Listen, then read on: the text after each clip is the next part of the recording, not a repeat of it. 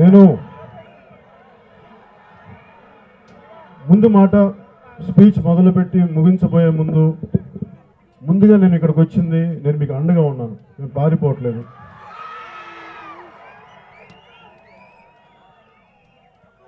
రాజకీయాలని మనం వీధి పోరాటాలు చేయడానికైతే మనం పార్టీలు పెట్టుకోకర్లా, ప్రజాస్వామ్య వ్యవస్థ అవసరం లేదు. కానీ మాటల ద్వారా, చర్చల ద్వారా చాలా సాధించుకోవచ్చు, చాలా పరిష్కరించుకోవచ్చు. నేను ఆ ఉద్దేశంతోనే వచ్చాను తప్ప తెలుగుదేశం ప్రభుత్వంతో కానీ చంద్రబాబు నాయుడు గారితో కానీ గొడవ పెట్టుకోవడానికైతే నేను రాలేదు. గొడవ పెట్టుకోవడం వల్ల సమస్యలు పరిష్కారం అవుతాయంటే నేను పెట్టుకోవడానికి కూడా వెనకండి, భయపడను.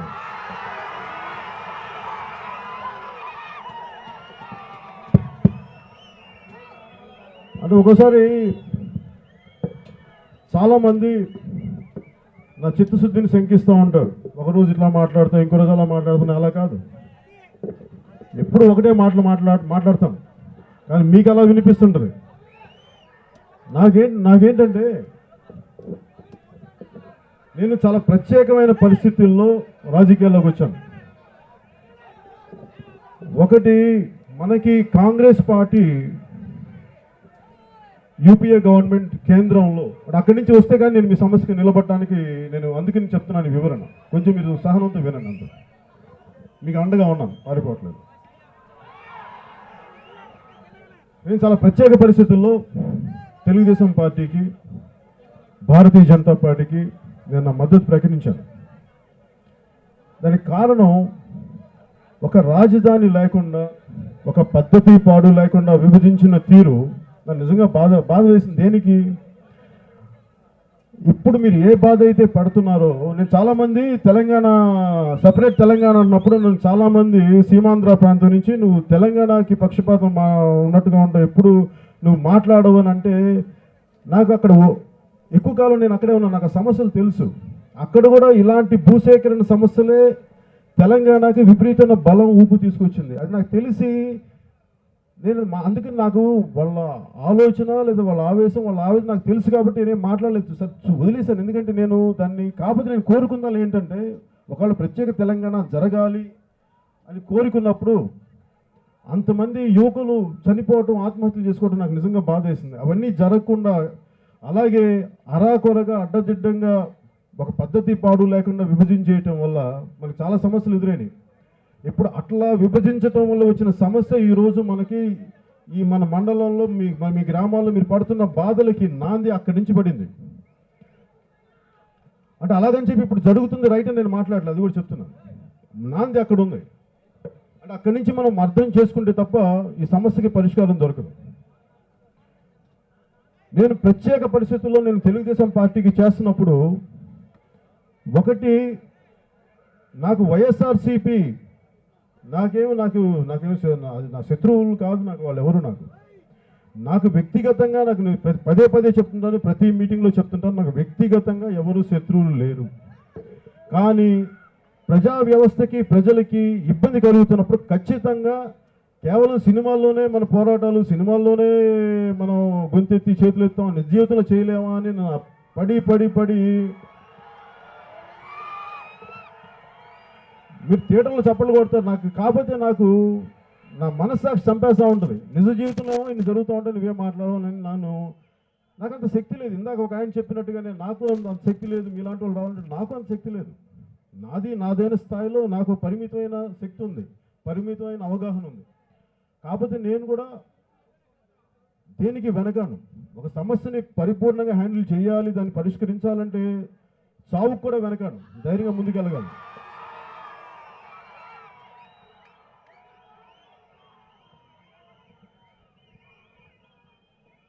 నాకు ఏ పార్టీ కూడా ఎక్కువ కాదు, ఏ పార్టీ తక్కువ కాదు. నా ముఖ్యమైన, నేను ఎవరి పక్షం, ఏ పార్టీ పక్షం అని నన్ను పదే 100 సార్లు అడిగినా, నేను ప్రజల పక్షం, జనం పక్షం, మీ పక్షం.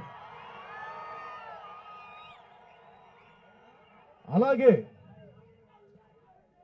నేను ఏదైనా మాట్లాడితే ఇతను అవగాహన లేకుండా మాట్లాడతాడు, అభివృద్ధికి ఆటంకమని నన్ను అన్నారు చాలామంది మన తెలుగుదేశం మంత్రులు. అభివృద్ధికి నేను ఆటం కలిగించే వాడినే అయితే నేను తెలుగుదేశం పార్టీకి ఎందుకు సపోర్ట్ చేస్తాను?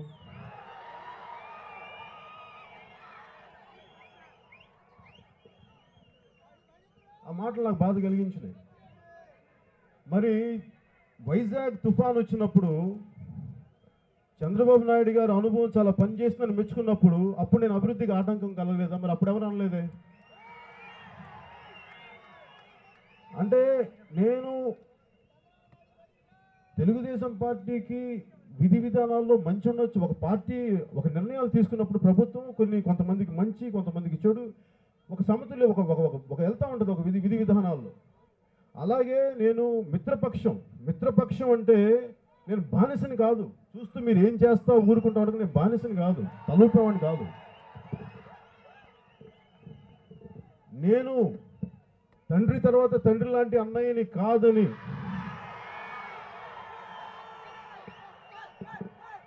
తండ్రి తర్వాత తండ్రి లాంటి అన్నయ్యని కాదని ప్రజల పక్షం వహించి ఆయన మనసుని గాయపరిచి ప్రజల పక్షం నిలబడటం కోసం నేను టీడీపీ బీజేపీకి సపోర్ట్ చేశాను. ఎవరైనా సరే నా చిత్తశుద్ధి శంకిస్తే మటుకు నేను వేరే వ్యక్తిని.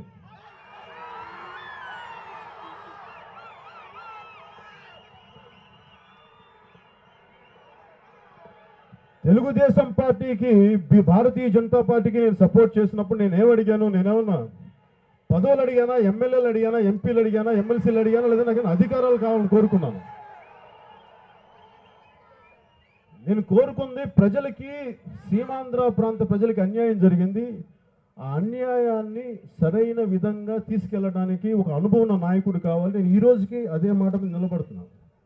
అనుభవం ఉన్న నాయకుడు కావాలి. అనుభవం ఉన్న నాయకుల్లో ఒకళ్ళు జగన్ గారు ఉన్నారు, ఇంకొకరు చంద్రబాబు నాయుడు గారు ఉన్నారు. నాకు వాళ్ళిద్దరిలో కనిపించింది చంద్రబాబు నాయుడు గారికి అనుభవం ఉంది. 10 సంవత్సరాల పాలనలో లేరు.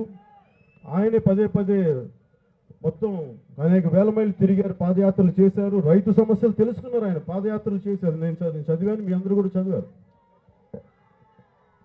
ఇంతమంది ఇన్ని సమస్యలు తెలుసుకున్నాక ఖచ్చితంగా ఆయనలో ఒకప్పటికంటే కూడా మరింత సమతుల్యత ఉంటుంది, మరింత సమగ్రమైన ఆలోచన విధానం ఉంటుంది అని నేను ఖచ్చితంగా నమ్ముతున్నాను కూడా. ఈ రోజుకి కూడా నేనేమి వెంటనే ఆయన మార్చుకుంటాను నేను అనుకోవట్లేదు. ముందుగా సీమాంధ్ర ప్రాంతానికి రాజధాని కావాలనుకున్నప్పుడు రెండు అడిగాను. ఒకటి, స్పెషల్ ప్యాకేజ్ ఇవ్వండి.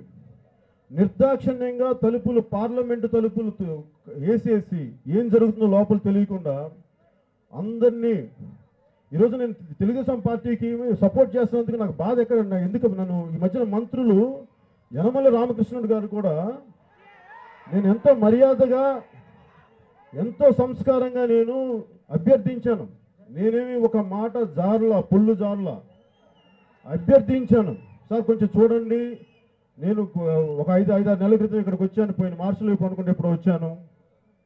నేను ఈ ట్విట్టర్ అకౌంట్ స్టార్ట్ చేసినప్పుడు నేను చెప్పిన మొట్టమొదటి మాట, నా నోట్లో నుంచి, నా ట్విట్టర్ అకౌంట్లో ఇచ్చిన మొట్టమొదటి మాట, రైతు కన్నీరు పెట్టని గ్రామీణ భారతాన్ని చూడాలని నేను కోరుకున్నాను. అది నా కోరిక. ఎంతవరకు సాధ్యపడద్దంటే అన్ని సాధ్యపడతాయని మనం వదిలేస్తాం, అలా అని చెప్పి ప్రయత్నిస్తాం, కడదాగా ప్రయత్నిస్తాం, ఆఖరి ఒంట్లో ఉన్న ఆఖరి చుక్క దాకా మనం ప్రయత్నిస్తూ ఉంటాం. అంతేగాని ఆశయాలను చంపుకుంటామా సంపూర్ణం కావని. ఇలాంటి పరిస్థితుల్లో నేను వాళ్ళకి సపోర్ట్ చేసినప్పుడు వాళ్ళు తెలుగుదేశం పార్టీ ఎంపీలు కానీ నేను చెప్పాను కదా, నేను బానిసని కాదు. మిత్రపక్షం అంటే నేను మీకు భుజం కాసాను తెలుగుదేశం పార్టీకి, భారతీయ జనతా పార్టీకి. దేనికి? సీమాంధ్ర ప్రాంత ప్రజల పక్షం. వాళ్ళకి న్యాయం జరగలేదు. ఒకప్పుడు నేను తెలంగాణ సాధన టైంలో నేను వాళ్ళకి యాంటీగా ఎప్పుడు మాట్లాడలేదు. అలాగే ఈ రోజున మనకు ఇటు సైడ్ అన్యాయం జరిగినప్పుడు నేను ఆ బాధ్యత తీసుకోవాల్సిన అవసరం కూడా నాకుంది. అందుకే నేను వచ్చాను, తెలుగుదేశం పార్టీకి సపోర్ట్ చేశాను. సపోర్ట్ చేసినప్పుడు నేను అడిగిన ఒకటి మాట, స్పెషల్ ప్యాకేజ్ కోసం సిన్సియర్గా ప్రయత్నించాను సార్. ప్రతిసారి ప్రభుత్వాలు అంటాయి కానీ, పార్లమెంట్ అంటాయి కానీ, అదొక్కటి మాట కంటే అది అందరికీ ఉంది. స్పెషల్ ప్యాకేజ్ వల్ల మనకు బోల్డెన్ అవకాశాలు వస్తాయి. ఇదొకటి. 2, నేను అడిగింది, క్యాపిటల్ని ఎలా కడతారు? క్యాపిటల్ ఎలా కడతాడు అనుకున్నప్పుడు నాకు వచ్చిన మొట్టమొదటి, అది ఇచ్చిన మాట అనవచ్చు, చెప్పిన మాట అనవచ్చు, ఏదైనా అనుకోవచ్చు, కానీ అసలు ప్రజల దగ్గర నుంచి భూమిని సేకరించే అవసరం లేనంత భూమి మనకి కృష్ణా జిల్లాలోను గుంటూరు జిల్లాలో ఉంది. బోల్డంత అటవీ భూమి ఉంది. దాన్ని డీనోటిఫై చేసి అసలు మనం చాలా గొప్ప రాజధాని కట్టుకోవచ్చు. అది మొదటి ఆలోచన. అక్కడి నుంచి ఆలోచన మారింది. అది ఎందుకు మారింది? ఎందుకంటే నేను ప్రభుత్వంలో లేను. నేను ప్రతిసారి ఒక ముఖ్యమంత్రి పదవిలో ఉన్న ఒక గౌరవనీయ వ్యక్తిని నేను పదే పదే నాకు తగ్గించిన ఇష్టం లేదు. ఎందుకంటే నేను ఆ పదవికి ఆ పదవిని నాకు తృణీకరంగా మాట్లాడడం నాకు ఇష్టం లేదు. ఆ పదవికి నేను అది రాజ్యాంగం సృష్టించిన పదవి కాబట్టి నేను దానికి ఇచ్చే గౌరవం నేను అది.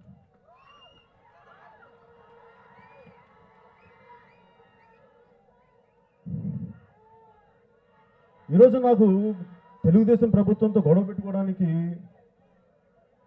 నాకు ఎంతసేపు పడుతుంది నన్ను ఒక మాట మాట్లాడడానికి? పోనీ నాకేదన్నా దానివల్ల నాకేం వ్యక్తిగతంగా ఏముంటుంది లాభం? నాకు నిజంగా సినిమాల్లోనే మీరు ఇచ్చిన ఆనందమే నాకు సరిపోయింది తప్ప నాకు పదవులు అనేది చాలా బాధ్యత కూడి, నాకు అంత అనుభవం లేదు. కానీ ఒక సగటు భారతీయుడిగా నా ధర్మం నేను నిర్వర్తించాలి కాబట్టి నాకు లోపల నుంచి ఒక ఇన్నర్ కావాలంది కాబట్టి ఆ పొలిటికల్ పార్టీ పెట్టాను. నాదైన శక్తులతో నేను ఏదైతే చేయగలనో అది నేను మీకు ఖచ్చితంగా చేయగలను. మొన్న ఈ మధ్యన మంత్రి రావెల కిషోర్ బాబు గారు మాట్లాడుతున్నారు. ఆయన అన్నది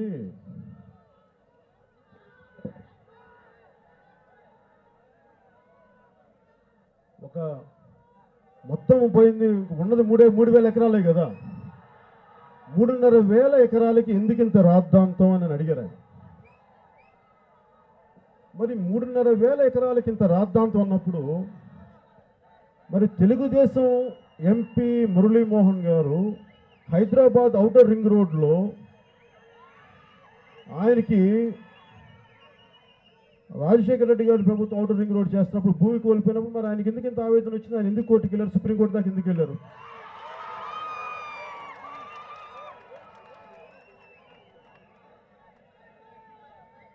ఆయనకి ఎంత వస్తుందో నాకు తెలియదు. ఖచ్చితంగా చాలా ఆస్తుందని నేను అనుకుంటున్నాను. అట్లీస్ట్ నాకు అంతవరకు అర్థమైంది. ఖచ్చితంగా ఆయనకి ల్యాండ్ బ్యాంక్ ఉంది. ఆయన భూమి కోల్పోయినప్పుడు ఒక తెలుగుదేశం పార్టీ ఎంపీ మురళీమోహన్ గారికి ఔటర్ రింగ్ రోడ్లో భూమి కోల్పోయినప్పుడు ఆయనకే అంత బాధ ఉంటే, సెంటు భూమి, అరెకరం భూమి, కాయగూరలు పండించే రైతులకి ఏం మాట్లాడతారని అంటాం, అది నాకు చాలా అవివేకంగా అనిపించింది. అంటే నేను నా మాటలన్నీ మీరు దయచేసి అర్థం చేసుకోవాల్సింది, నేను రెచ్చగొట్టడానికి మాట్లాడలా, నేను అంటే మీరు ఒకసారి ఆలోచించండి.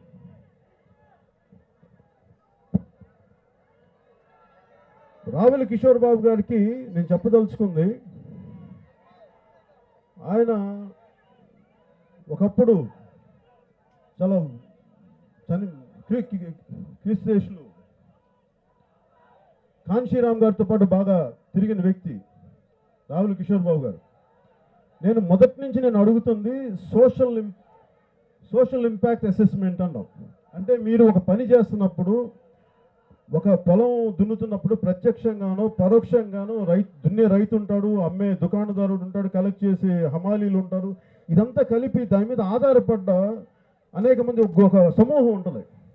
ఆ సమూహానికి ఏ నష్టం జరుగుతుంది? ఒక రైతులకు కాకుండా ఆ మిగతా దాని మీద సంబంధిత ఆధారపడే వ్యక్తులు ఆ సమూహం ఎంత, మరి వాళ్ళకి ఇలా చేస్తున్నప్పుడు ల్యాండ్ పూలింగ్ మీరు భూసేకరణ చట్టం ప్రయోగిస్తున్నప్పుడు ఇవన్నీ మీరు లోపలికి తీసుకోవాలి, దీన్ని మీరు ఆచరించాలి అని చెప్పి యూపీఏ ప్రభుత్వం వాళ్ళకి చేసింది. అది చాలా మంచి సూచన, అది అందరూ స్వాగతించాలి. మరి అలాంటిది ఇప్పుడు ఆర్డినెన్స్ ద్వారానే భూసేకరణ చట్టం ఉంది ప్రస్తుతానికి, ఇంకా పార్లమెంట్లో కంప్లీట్గా పాస్ అవ్వలేదు.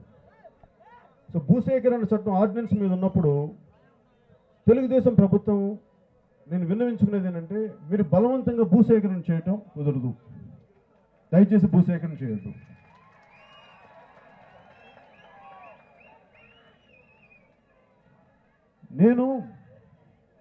మీరందరికీ ఆనందంతో కట్టే రాజధాని కావాలి కానీ ఇలా కన్నీళ్లతో కట్టే రాజధాని నిజంగా మంచిది కాదు.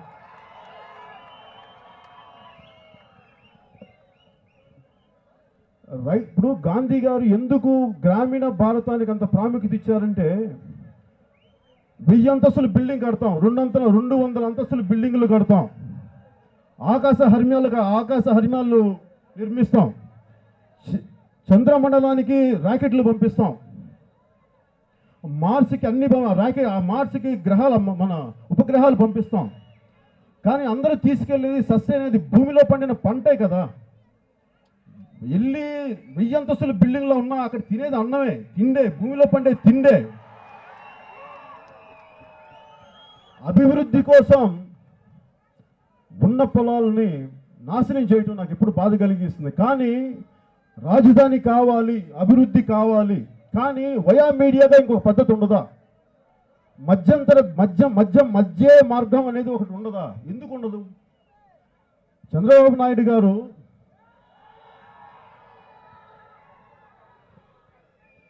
ఆయనకున్న అపరిమితమైన అనుభవం ఒక హైటెక్ సిటీ నిర్మించేలా చేస్తుంది హైదరాబాద్లో.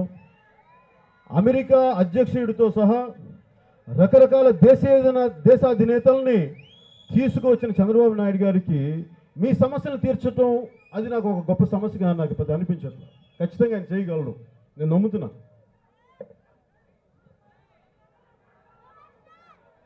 కానీ భూసేకరణ చట్టం మీద నా సమస్య ఏంటంటే, ఇందాక అనేక సమస్యలు తీసుకొచ్చారు. ఎప్పుడు భూమి సేకరించినప్పుడల్లా ఇందాక మాకు ల్యాండ్ పూలింగ్కి మేము రెడీగా లేరని చెప్తున్నారు. నిజంగా రెడీగా ఎందుకు లేరు? నేను హామీ ఉంటే ఇస్తామని అంటున్నారు. నేను హామీ తీసుకోవడానికి అక్కడ ఉన్న చట్టానికి ముఖం ఉండదు, చట్టానికి ముఖాలు మారుతూ ఉంటాయి. ఈరోజు ఒక కలెక్టర్ ఉండొచ్చు, రేపు ఇంకో కలెక్టర్ ఉండొచ్చు, వాళ్ళు మారిపోతూ ఉంటారు. కానీ పేపర్లో ఉన్నదే నిజం. సో మీ భయాలు నేను అర్థం చేసుకోగలను. అంటే ఇప్పుడు ఇక్కడ నాకు భూమి కోల్పోయినప్పుడు నా ఊరికి అవతల దూరంలో 1 మైలు దూరంలో నాకు భూమి ఇస్తానంటే నాకు అందుబాటులో ఉంటుంది. కాకుండా మీ భయంలో ఎక్కడో ఈ క్యాపిటల్ పరిధిలో ఎక్కడెక్కడ ఇస్తామంటే ఆ ఖచ్చితంగా భయాలు ఉంటాయి. అది క్లాజ్లో లేదు, చట్టంలో లేదు కదా వాళ్ళు చెప్పిన దాంట్లో. అలాగే అనేక లోపాలతో కూడుకున్నది అది. అందువల్ల తెలుగుదేశం ప్రభుత్వానికి నేను విన్నవించుకునేది ఏంటంటే, అది లోపాలతో కూడి ఉంది. అందుకని ఇక్కడున్న ఉండవల్లి, బేతపూడి, పెనుమాక, మిగతా తదితర గ్రామాల రైతులందరూ వాళ్ళ భయాలు ఇవి. ఒకప్పుడు కోట్లు పలికిన భూములు వాళ్ళకి ఈ రోజున ఇచ్చుకోవడానికి ఎందుకు ఇబ్బంది అంటే, అక్కడ ఒకవైపు తుళ్ళూరు గ్రామంలో 1.5 లక్షలు ఉన్న భూములు, 15 లక్షలు ఉన్న భూములు ఈరోజు 1.5 కోటి అయిపోతే, ఈ రోజున కోట్లున్న భూములు, పైగా అన్ని చిన్న కమత రైతులకి పోగొట్టుకోవడానికి నిజంగా బాధ ఉంటుంది. ఎందుకంటే మాకు కూడా 2 ఎకరాల పొలం, 3 ఎకరాల పొలం ఉండేది. మాకు తెలిసి మేము అవసరాల కోసం మా చిన్నప్పుడు అమ్మేశారు, అది నాకు గుర్తుంది. ఇంకా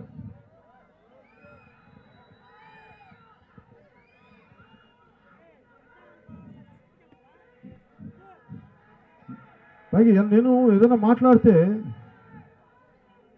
నా మధ్యన ఎలా శంకిస్తారంటే, నాకు ఈ మధ్యన నేను తెలుగుదేశం పార్టీకి మనస్ఫూర్తిగా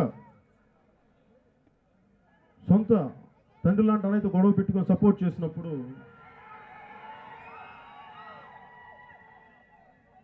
అప్పుడు నేను ఏ కులం అని కానీ ఏం గుర్తు రాలేదు.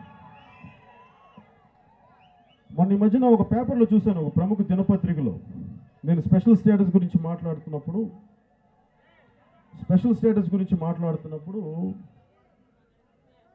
నేను అడిగినకి కొన్ని ప్రశ్నలకి రకరకాలుగా రెస్పాండ్ అయ్యారు, తర్వాత సంభాళించుకున్నారు. కానీ ఆ తర్వాత ఒక ప్రముఖ దినపత్రికలో ఒక వారాంతం జరిగిన అన్ని పొలిటికల్ ఈవెంట్స్ గురించి ఒక సమీక్ష రాశారు ఒక ప్రముఖ ఎడిటర్ ఒక ఆయన.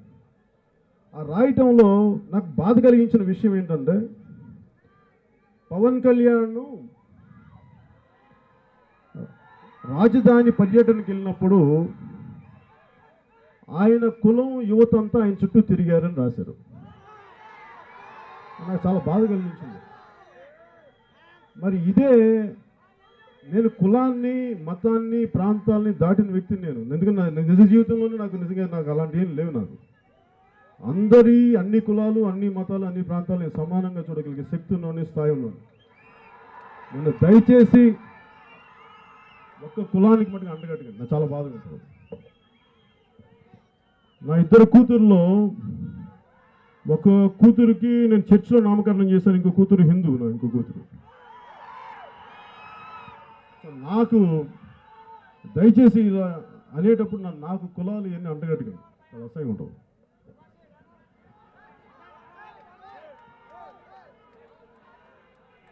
అంటే నేను అనేది ప్రభుత్వం మంచి పని చేస్తున్నప్పుడు, వైజాగ్ తుఫాన్ వచ్చినప్పుడు చంద్రబాబు గారి పక్షాన ఎంత నిలబడి 50 లక్షలు నా దగ్గర, నాకేం అందరిలాగా నాకేం వేల కోట్లు ఏం లేవు. నాకున్న సంపాదనలో మీరు టికెట్లు కొంటే మీరు ఇచ్చే డబ్బుల్లోనే, ట్యాక్సీ కట్టిన డబ్బుల్లోనే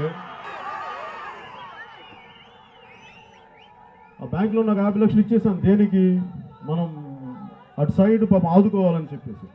నేను ఒక మంచి పనికి నేను అలా చేసినప్పుడు, ఎక్కడన్నా ఒక తప్పు జరిగినప్పుడు దాన్ని నేను వేలెత్తి చూపితే అంత కోపం వస్తే ఎట్లా? అది ఎలా తప్పు అవుద్ది? ఆ రోజు చేసినప్పుడేమో నేను అభివృద్ధి నిరోధకుడిని కాదు, ఈరోజు రాజధాని కోసం ఇలాంటి ప్రజల సమస్య ఉందని ముందుకు తీసుకెళ్తే రావెల కిషోర్ బాబు గారు అన్న మాటలు ఏంటంటే 3,500 ఎకరాల కోసం ఇంత రాద్ధాంతం దేనికి? జస్ట్ ఆఫ్టర్ ఆల్ 3,500 ఎకరాలు అంటే ఆ రోజు మురళీమోహన్ గారికి కూడా కోల్పోయింది. ఆఫ్టర్ ఆల్ ఒక 10-15 ఎకరాలు వదిలేసి ఉండొచ్చు కదా. మరి ఆఫ్టర్ ఆల్ అనే పదం మాట్లాడకండి. ఎవరు బాధ్యతలో ఉన్న ఎవరైనా సరే ఆఫ్టర్ ఆల్ అనే పదాన్ని అంత తేలిగ్గా, ఒక సెంటు, ఒక ఎకరం భూమిలో ఇందాక 10 మంది బతుకుతున్నారని చెప్పి మన ఆయన చెప్తా ఉన్నారు. ఒక ఎకరం భూమిని 10 మంది పంచుకుంటే అంతమంది బతుకుతున్నారు, అన్ని కుటుంబాలు బతుకుతున్నాయి, అన్ని జీవితాలు ముడిపడి ఉన్నాయి ఒక్క ఎకరానికి. అలాంటి ఒక్క ఎకరాలని అంతమంది బతుకుతుంటే 3,500 ఎకరాలని ఆఫ్టర్ ఆల్ అంటే ఏందబ్బా ఇది?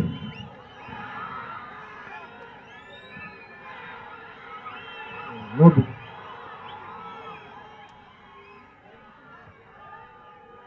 కొన్ని గుర్తురాడు, చూసుకోండి.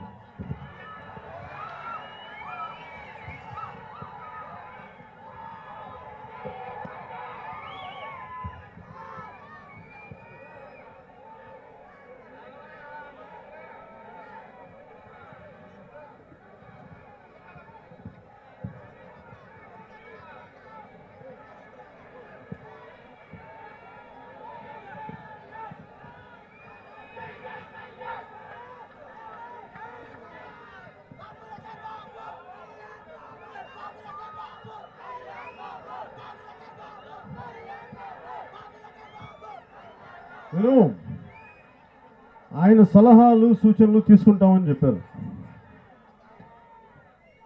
నేను సాధ్యమైనంత మేరకు ఎవరైనా కష్టాలు ఉంటే అడగకుండా సాయం చేయగలను, నాకు సాధ్యమైనంతలో.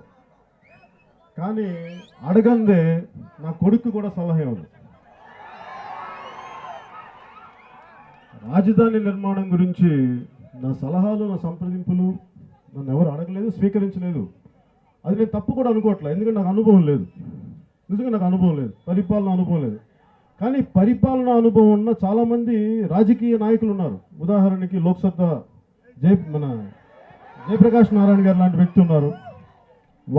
అలాంటి వ్యక్తులు చాలామంది అనేక పార్టీలు ఉన్నారు. నిజంగా రిటైర్డ్ ప్రొఫెసర్స్ ఉన్నారు, రిటైర్డ్ ఇంజనీర్స్ ఉన్నారు. వీళ్ళందరినీ తీసుకొని ఒక కమిటీ, నేను తెలుగుదేశం పార్టీని ఏం కోరుకున్నానంటే, మీ సమస్యల్ని నేను ఉంటాను, నేను ఎక్కడ పారిపోను, కానీ ముందు నేను తీర్మానించేది ఒకటి, ఫస్ట్ భూసేకరణ చేస్తే మటుకు నేను ఖచ్చితంగా ధర్నాకి దిగుతాను.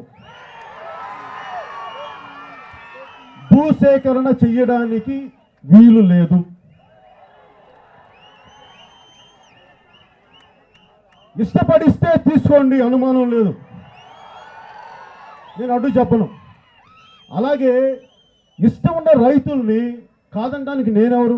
ఇప్పుడు అందరేంటి, నువ్వు రాజధానికి ఎందుకు వ్యతిరేకంగా వస్తావనంటే, నేను రాజధానికి వ్యతిరేకంగా ఎక్కడొచ్చాను తండ్రి? నేను రాజధానికి వ్యతిరేకంగా ఇచ్చిన వ్యక్తుల్ని మీరు ఇవ్వద్దని నేను మాట్లాడలా. మేము ఇవ్వలేము అంటున్న వ్యక్తుల గురించి, వాళ్ళు ఇవ్వలేము అంటున్నప్పుడు మీరు వాళ్ళని ఒప్పించి తీసుకోండి తప్ప వాళ్ళ నుంచి లాక్కోవద్దు అని నేను చెప్తున్నాను.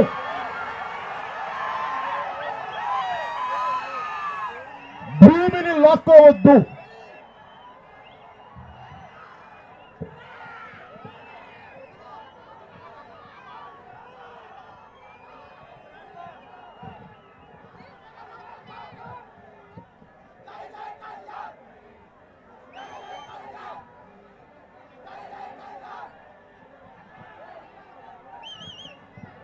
ఒకప్పుడు ఏమ్మా బాగున్నా పెరిగిన తెచ్చావండి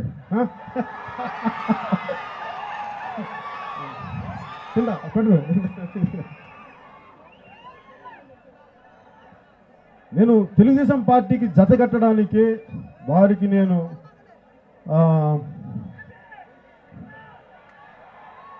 ఇప్పుడు 10 సంవత్సరాలు, అందులో 6 సంవత్సరాలు దివంగత నేత ముఖ్యమంత్రి శ్రీ రాజశేఖర రెడ్డి గారు పరిపాలించినప్పుడు అనేక అవతవకలు జరిగినాయి అని అందరికీ తెలిసిన విషయం. అది అనేక భూ కుంభకోణాలు జరిగినాయి, చాలా బలవంతపు భూసేకరణలు జరిగినాయి. ఉదాహరణకి వ్యాన్ పిక్ భూములు ఒంగోలు దగ్గర, ఒంగోలు చాలా వెనకబడిన ప్రాంతం, అక్కడ వ్యాన్ పిక్ అనే ఒక ప్రాజెక్ట్ వస్తే ఒక 25,000 నుంచి 55,000 డైరెక్ట్ ఉద్యోగాలు, 5 లక్షల మందికి ఇండైరెక్ట్ ఉపాధి కలుగుద్దని చెప్పి 28,000 ఎకరాలు మీరు ఇట్లాగే రైతుల దగ్గర నుంచి మీరు ఇవ్వకపోతే మేము భూములు లాక్కుంటామని చెప్పి లాక్కున్నారు.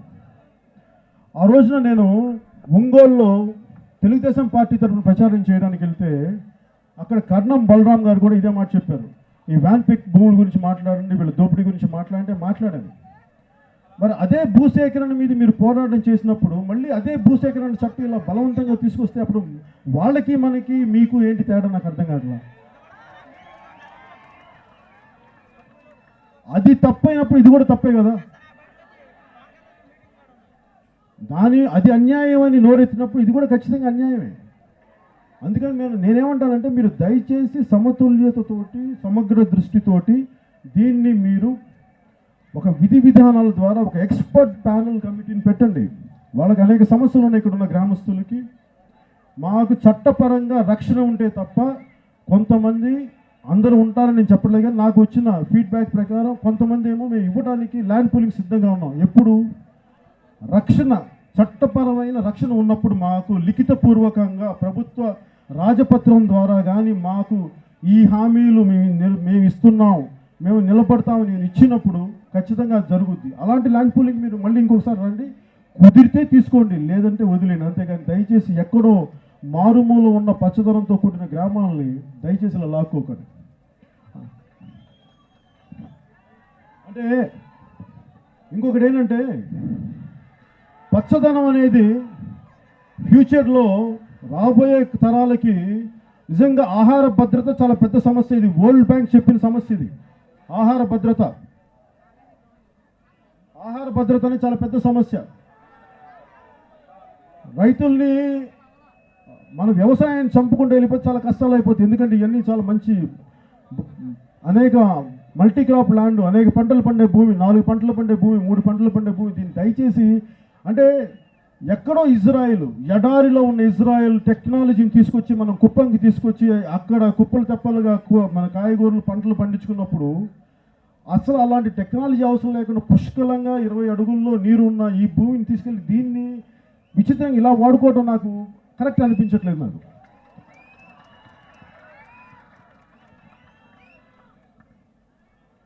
అంటే మనకేమో అవసరం లేని చోటేమో అక్కడ అవసరం ఉంది. ఇరిగేషన్ టెక్నాలజీ, మన ఇజ్రాయెల్ డ్రిప్ ఇరిగేషన్ టెక్నాలజీ అక్కడ కావాలి, అక్కడ ఉంది. ఇక్కడ ఉన్నప్పుడు ఇక్కడ బోల్డంత వేస్ట్ ల్యాండ్ ఉంది. దీన్ని పచ్చదనాన్ని వదిలేసి ఇంకొక చోట నేను తెలుగుదేశం ప్రభుత్వానికి కూడా నేను విన్నవించుకునేది ఏంటంటే ఉండవల్లి గ్రామస్తులు కానీ మిగతా వాళ్ళు ఎవరైనా సరే రోడ్లు ఇవ్వడానికి సిద్ధంగా ఉన్నారు. మీ బ్యూటిఫికేషన్ వాళ్ళు పాడు చేయట్లా.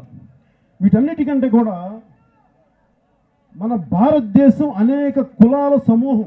దయచేసి ఇది ఎవరు మర్చిపోకూడదు. నాకు కులాల మీద వ్యామోహం లేదు, కానీ కులాల పట్ల అవగాహన ఉంది నాకు. అంటే కొన్ని కులాలేమో అగ్రస్థాయిలో ఉంటాయి, కొన్ని కులాలేమో దిగు స్థాయిలో ఉంటాయి, ఇంకొన్ని కులాలు అట్టడుగు స్థాయిలో ఉంటాయి. ఇది మన కర్మో మన దేశ కర్మ ఏంటో నాకు తెలియదు, కానీ చాలా బాధాకరమైన విషయం. మనకి ఇక్కడ ఏమైపోతుంటే ఒకప్పుడు తెలంగాణలో ఇట్లాంటి పరిస్థితులు వచ్చినప్పుడు అక్కడ తెలంగాణ నాన్ తెలంగాణ సమస్య వచ్చింది. ఈసారి ఇక్కడ కులాల సమస్య వస్తే కులాలతో కొట్టుకుంటారు. అది దయచేసి తెలుగుదేశం ప్రభుత్వం దీన్ని చాలా జాగ్రత్తగా చూడాలి. దయచేసి దీన్ని నిర్లక్ష్యం చేయకండి. ఇది నేను చాలా ఆచితూచి ప్రతి మాట నేను ఆచితూచి మాట్లాడుతున్నాను. ఇక్కడ ఏ మాట నేను ఒక్క అక్షరం కూడా అజాగ్రత్తగా అయితే నేను మాట్లాడలేదు. దయచేసి ఇది మీరు అర్థం చేసుకోండి.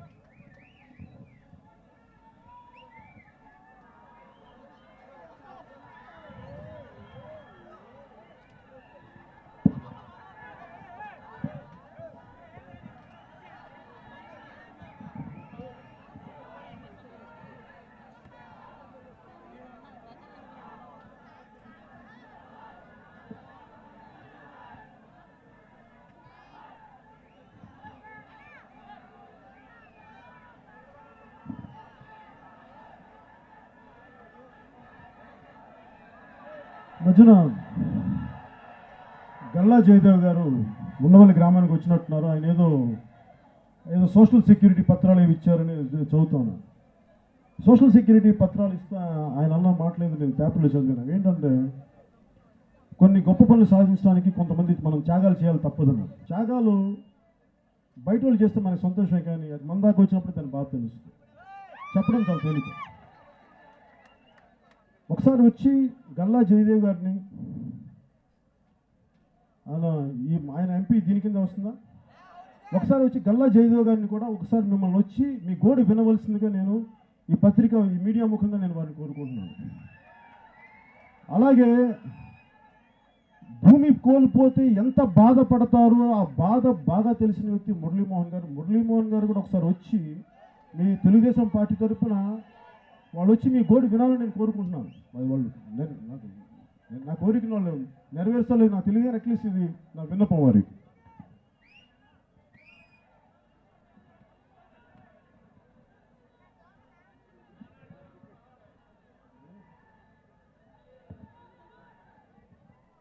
ఈ రోజున పత్తిపాటి పుల్లారావు గారు, నారాయణ గారు వాళ్ళు అసలు ఈ భూసేకరణకి వాళ్ళు ముందు నడిపించారు. అంటే భూమి ఒకసారి మనం ఎందుకు ఆకాశ హరిమాలు కడతాం, ఎందుకు అపార్ట్మెంట్ కల్చర్ ఎందుకు వచ్చింది, భూమిని ఇలా విస్తరించదు కాబట్టి మన అపార్ట్మెంట్ కల్చర్ వచ్చింది. అంటే తక్కువ భూమిలో ఎక్కువ మంది నివసించేలాగా. మరి అలాంటప్పుడు ఒక రాజధానికి ఇంత పెద్ద చేయాలి అంటే అది నిజంగా మీరు ఆకాశ హర్మ్యాలే మన ఎయిమ్ అయితే మిగతా స్థలాలు దేనికి? ఒక మాస్టర్ ప్లాన్ ఇప్పుడు మనకు ఒక సింగపూర్ నుంచి వచ్చిన అదేదో నాకు ఎగ్జాక్ట్ పేరు మర్చిపోయిన కంపెనీ పేరు, ఆ కంపెనీ వస్తున్నప్పుడు వాళ్ళ మాస్టర్ ప్లాన్ ఏంటి అవన్నీ పబ్లిక్ డొమైన్లో పెట్టండి. నేను సలహాలు సంప్రదింపులు ఇచ్చేంత నాకు స్థాయి లేదు. కాకపోతే నేను ఒక అన్యాయం జరుగుతున్నప్పుడు గొంతెత్తగలను. నిజంగా సలహాలు చేయాలంటే నాకు అనుభవం ఉన్న వ్యక్తులు పెట్టుకోండి. లోక్సత్తా జయప్రకాష్ నారాయణ గారు లాంటి వ్యక్తుల్ని అనేక మందిని కలపండి. మీ పార్టీ వ్యక్తుల్ని కలపండి. కలిపి అందరికీ సమన్యాయం జరిగేలాగా సమగ్ర దృష్టితోటి చంద్రబాబు గారికి కూడా ఒక కన్ను ఎక్కువ ఒక కన్ను తక్కువ కాదు, అలాగే అందరూ సమానమైన. అందుకని మీ సమస్యను కూడా ఆయన సానుకూల దృష్టితో ఆయన పరిశీలిస్తారు. భూసేకరణ చేయరని నేను నమ్ముతున్నాను. ఎందుకంటే ఒకవైపు ఒక న్యాయం చేసి ఇంకొకరికి ఇంకో న్యాయం చేసే వ్యక్తి కాదు. ఆయనకి రెండు కళ్ళు. ఏ కన్ను ఒక ఎక్కువ కాదు, ఏ కన్ను తక్కువ కాదు. కాబట్టి ఈ ఉండవల్లి గ్రామం ఎక్కువ కాదు, తక్కువ కాదు, ఇంకో గ్రామాలు ఎక్కువ కాదు. అందుకే మీకు కూడా న్యాయం జరుగుద్ది, సంపూర్ణంగా న్యాయం చేస్తారని నేను చంద్రబాబు గారి ఈ విషయాన్ని మరింత మానవతా దృష్టితో చూస్తారని చెప్పి నేను నమ్ముతున్నాను.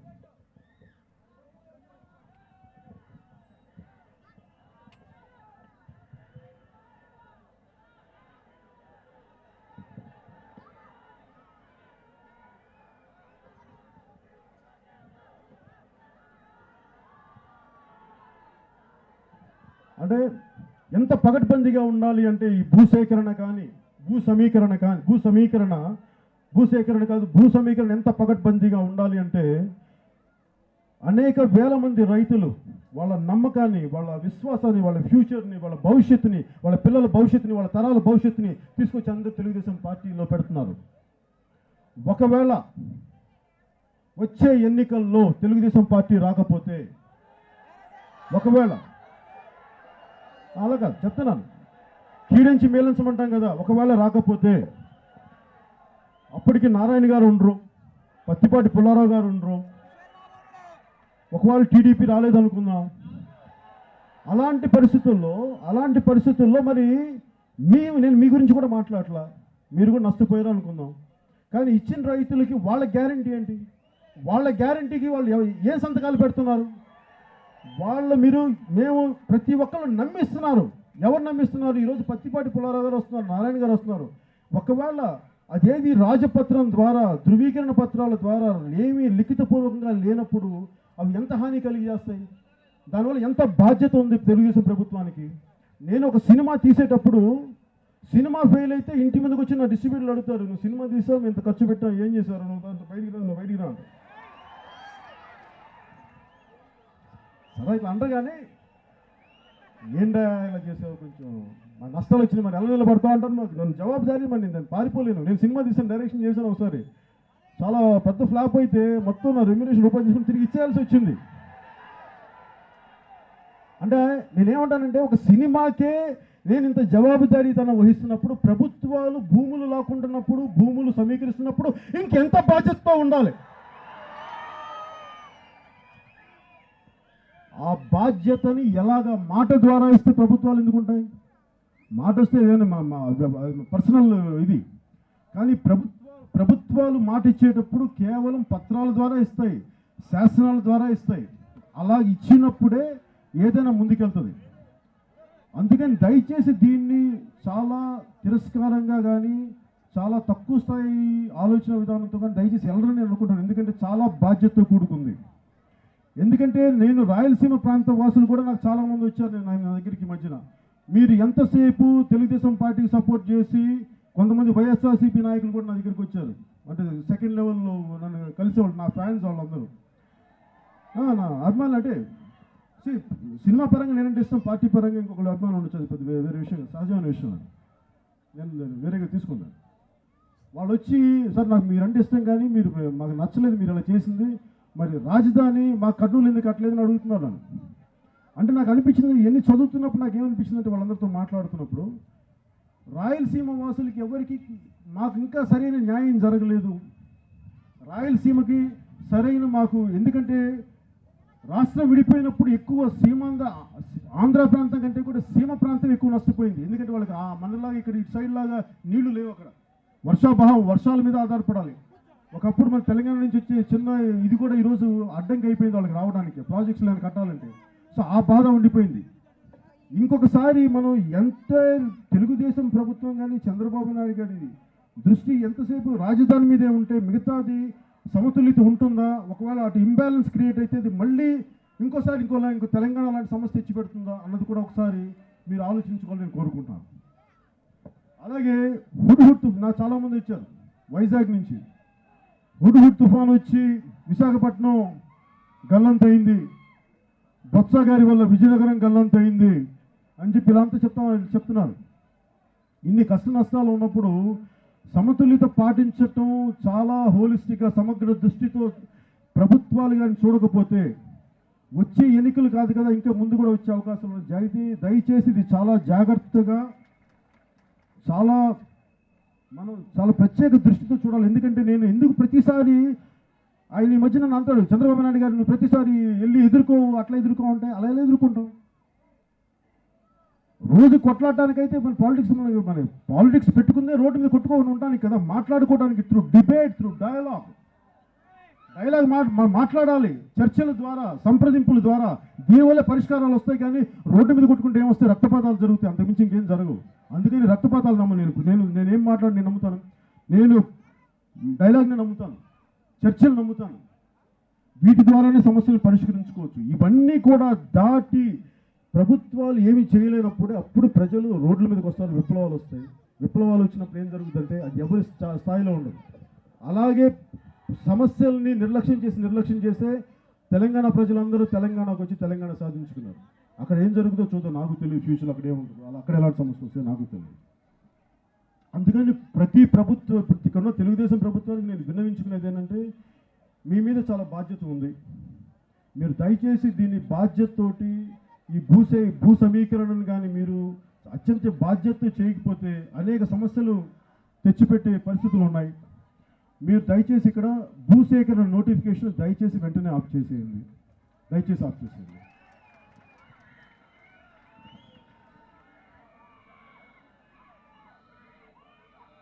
ప్రతి ఒక్కరిని అడగండి, మీరు తెలుగుదేశం పార్టీలో కమిటీని వేయండి.